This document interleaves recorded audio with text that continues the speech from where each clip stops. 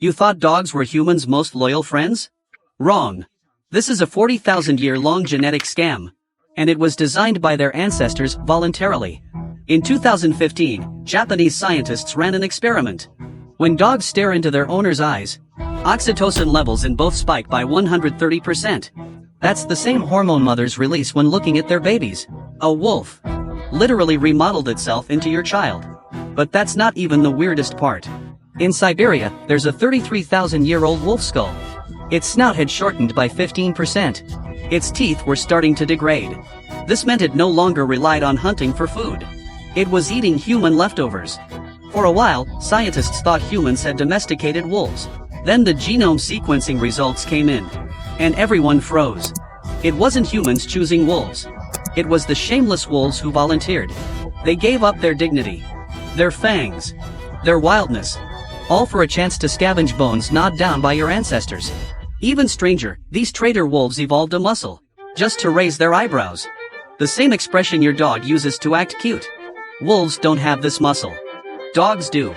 It's not natural cuteness. It's a muscle evolved specifically to manipulate your emotions. A wolf spent 40,000 years cosmetically transforming itself into a baby-faced companion, sneaking into human households, stealing your food, your couch, and all your affection. And the truly chilling question: who domesticated whom? To understand that, we need to see how far these traitor wolves went. In 2013, Nature dropped a bombshell. Scientists sequenced the genomes of 60 dogs and 12 wolves, highlighting 36 regions of intense selection. 10 of them pointed to the same thing: starch digestion. The most critical gene is called AMY2B. Wolves have just 2 copies. Dogs have an average of 28. Meaning? If you serve a bowl of white rice to a wolf, it'll get diarrhea. Your dog? It digests the same bowl perfectly, 10 times more efficiently. As humans shifted from hunting to farming, their camps were full of bones and grain husks. Most wolves wouldn't touch it. But a tiny few with the right mutations could survive. Generation by generation, they rewrote their digestive system. It's like a lifelong steak eater moving to China. And over generations, genetically rewiring their gut to digest rice and steamed buns. But the stomach was just the entry ticket. The real surgical work happened in the brain. Dog brains are over 24% smaller than wolves. The most dramatic shrinkage happened in the amygdala, which decreased by 40%. The amygdala? It's the brain's combat button. In the wild, a wolf sees prey. Adrenaline spikes, and it attacks within 3 seconds. Dogs? That button was physically removed. So your golden retriever, when it sees a squirrel, doesn't pounce, it looks at you first, checking if you're happy. This isn't training. This is physically dismantling a weapon system in the brain. And that's not all. Dogs' olfactory receptor genes dropped from 1,200 to 800.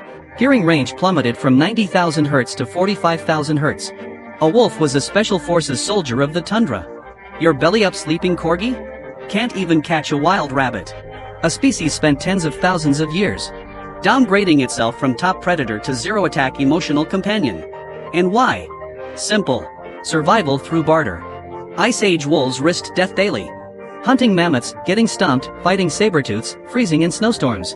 The traitors who infiltrated human camps only had to do one thing: red human faces, wag their tails, raise an eyebrow. In return, bones and fire. The earliest interspecies trait on Earth. Wolves gambled their wildness, betting humans would dominate the planet. And they won. Humans' reward? A living biological radar. Ears that can't hear footsteps a mile away. Noses that can't smell blood 10 meters off. Eyes nearly useless at sunset. All amplified in dogs by tens of thousands. Dogs can detect a drop of blood in 1/100,000 concentration of air. Track a route you walked 3 days ago. Locate a living human under 2 meters of snow in a blizzard. Homo sapiens went hunting with dogs. Doubling prey captures. Double prey meant survival. Neighboring tribes without dogs? Dead. Some even propose a radical idea. Humans beat Neanderthals not because of brains, but because of dogs. Neanderthals were stronger, bigger-brained. But they never teamed up with canines. Sapiens had dogs on night watch, invaders exposed a kilometer out. Not a fair fight, more like God mode vision. By the Victorian era, this trait soured. Humans no longer bred dogs for utility, but for aesthetics. Inbreeding became routine. Squishing noses, shortening legs. A French bulldog 100 years ago could breathe normally. Today, many can't naturally give birth, over 80% need C-sections. Humans spent a century turning the warriors who survived the Ice Age into living toys struggling to breathe. This isn't a heartwarming story. It isn't a conspiracy. It's a 40,000-year contract. Both sides calculated. Both paid a price. Dogs sacrificed 24% of brain mass, 40% of amygdala, half of olfactory genes, half of hearing range, and all wildness. In exchange, they gained a global population of over 900 million. Wild gray wolves? Fewer than 300,000. Dogs no longer risk death for food in -40 degrees Celsius snow. They just raise an eyebrow and wag a tail, getting the best kibble, the softest bed, and surgery when sick. From a species gambling perspective, dogs won big. But the most important part? A 12,000-year-old grave in northern Israel revealed an elderly skeleton, hand resting gently on a puppy, holding that position for 120 centuries. No one knows what happened between them, but that hand says it all. Humans were already treating dogs as the most important beings of their lives, even in the Stone Age. 40,000 years ago, a wolf stepped out of the woods toward a campfire. It didn't know this step would change the fate of two species. It was just hungry.